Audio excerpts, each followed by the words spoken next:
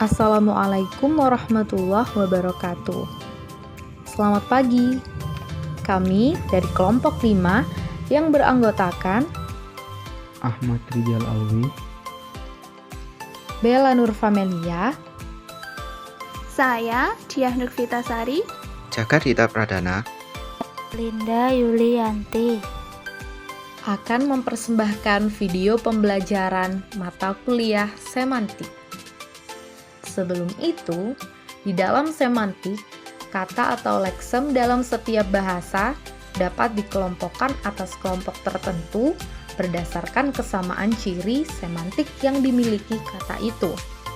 Seperti contoh, kata kuning, merah, hijau, dan biru berada dalam satu kelompok, yakni kelompok warna. Hal ini yang bisa kita sebut dengan medan makna.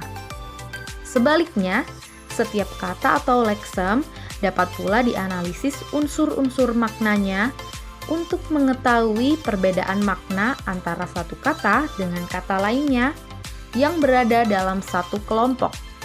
Seperti contoh, kata mayat dan bangkai. Mayat memiliki unsur makna untuk manusia, sedangkan bangkai memiliki unsur makna untuk hewan dan bukan untuk manusia. Nah, hal ini bisa kita sebut dengan komponen makna. Untuk itu, pada kesempatan kali ini kita akan membahas lebih dalam apa itu medan makna dan komponen makna. Medan makna. Hair menyatakan medan makna adalah seperangkat unsur leksikal yang maknanya saling berhubungan, karena menggambarkan bagian dari bidang kebudayaan atau realitas dalam alam semesta tertentu. Misalnya, nama-nama warna membentuk medan makna tertentu. Begitu juga dengan nama perabot rumah tangga, istilah pelayaran, istilah olahraga, istilah perkerabatan, dan lain sebagainya. Nah, kata-kata yang mengelompok dalam satu medan makna ini berdasarkan sifat hubungan semantisnya dapat dibedakan atas kelompok medan kolokasi dan medan set.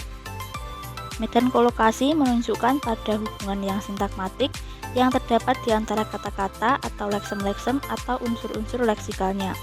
Misalnya kata-kata layar, perahu, nelayan, badai, ombak, dan tenggelam merupakan kata-kata dalam satu kolokasi, yaitu satu tempat atau lingkungan yang sama yang berkenaan dengan lingkungan kelautan.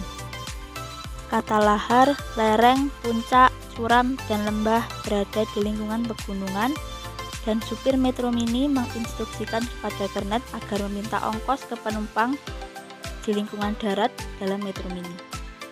Selanjutnya, medan set menunjukkan pada hubungan yang paradigmatik karena kata-kata atau leksem-leksem yang berada dalam satu kelompok medan set bisa saling disubstitusikan. Kelompok kata yang merupakan satu set biasanya mempunyai kelas kata yang sama dan merupakan satu kesatuan. Setiap kata dalam medan set dibatasi oleh tempatnya dalam hubungan antara anggota set yang lainnya. Misalnya, kata remaja dan sejuk. Kata remaja merupakan tahap perkembangan dari kanak-kanak menuju dewasa, sedangkan kata sejuk merupakan suhu di antara dingin dan hangat. Bisa dilihat dalam tabel, kata bayi, kanak-kanak, remaja, dewasa, dan manula berada dalam kelompok kata yang merupakan satu set, biasanya mempunyai kelas yang sama dan tampaknya merupakan satu kesatuan. Begitu juga dengan kata dingin, sejuk, hangat, panas, dan terik. Pengelompokan kata berdasarkan kolokasi dan set dapat memberikan gambaran mengenai teori medan makna. Namun, pengelompokan ini kurang memperhatikan perbedaan antara makna denotasi dan makna konotasi, karena hanya menyangkut satu segi makna saja, yaitu makna dasar. Maka dari itu, hal ini perlu diteliti lebih lanjut menggunakan komponen makna pada masing-masing kata. Komponen makna atau komponen semantik mengajarkan bahwa setiap kata atau unsur leksikal terdiri dari satu atau beberapa unsur yang bersama-sama membentuk makna kata atau makna unsur leksikal tersebut. Analisis komponen makna dapat dilakukan terhadap kata-kata yang menguraikan komponen makna sampai komponen makna yang sekecil-kecilnya. Nah, mencari perbedaan komponen makna dapat menggunakan tanda plus yang artinya memiliki komponen makna dan tanda minus yang artinya tidak memiliki komponen makna. Komponen semantik atau komponen makna di sini membahas mengenai ihwal makna. Dalam komponen ini, kata tidak hanya diberi makna seperti yang terdapat pada kebanyakan kamus, tetapi juga diberikan rincian makna yang disebut fitur semantik. Selanjutnya, contoh komponen makna. Di sini diambil dua kata yaitu ayah dan bapak, di mana terdapat beberapa komponen makna antara lain manusia, dewasa, sapaan kepada orang tua laki-laki, dan sapaan kepada orang yang dihormati. Perbedaan makna antara kata ayah dan kata bapak hanyalah pada ciri makna. Kata ayah tidak memiliki makna pada sapaan orang yang dihormati.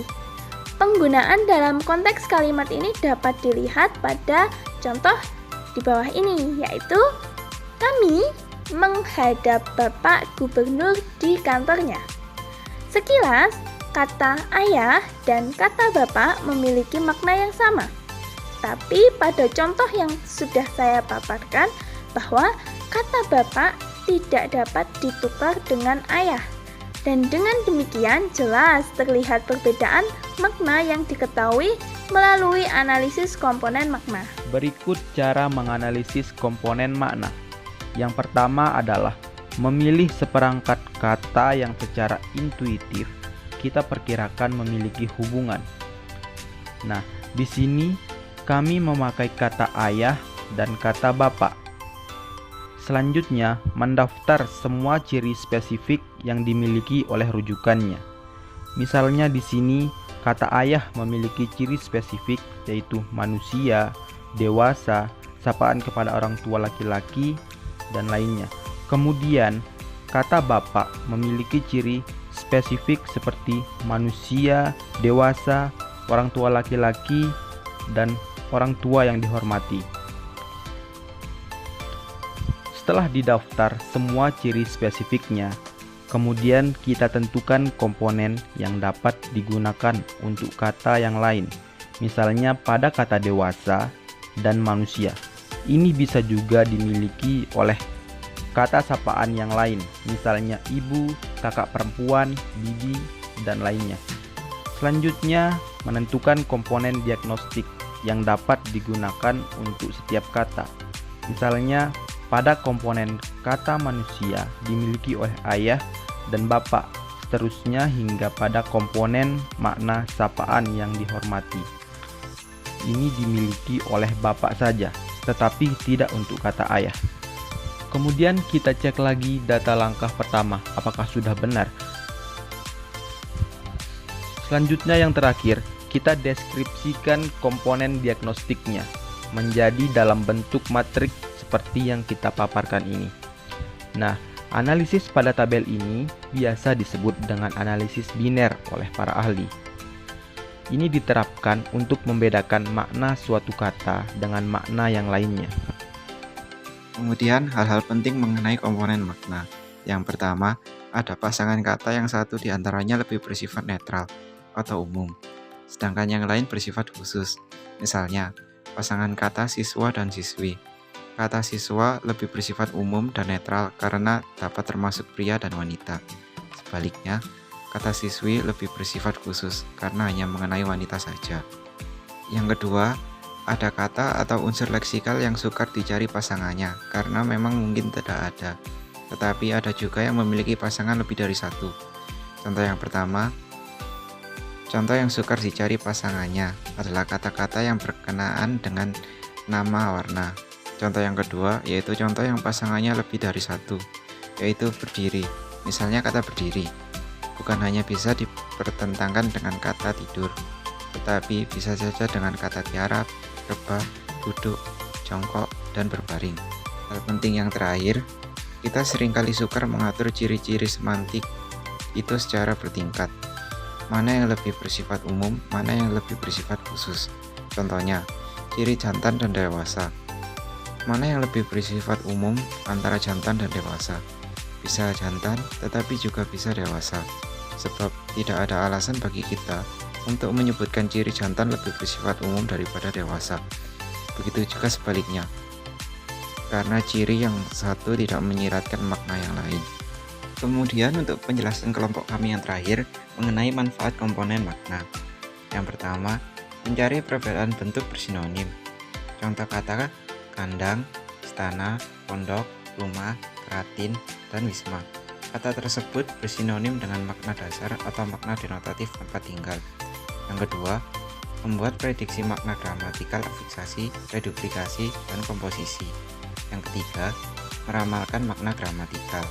Kemudian untuk contoh-contoh lain seperti perumusan makna dalam kamus, menggolongkan kata atau unsur leksikal. Contohnya, kata umum manusia, hewan, dan makanan yang memiliki makna lebih sedikit dibandingkan dengan unsur leksikal yang lebih khusus seperti dokter, kucing, dan nasi goreng. Demikian yang bisa kami sampaikan. Jangan lupa berikan pertanyaan, sanggahan, atau tambahan di kolom komentar. Mohon maaf apabila ada kesalahan. Terima kasih. Wassalamualaikum warahmatullahi wabarakatuh.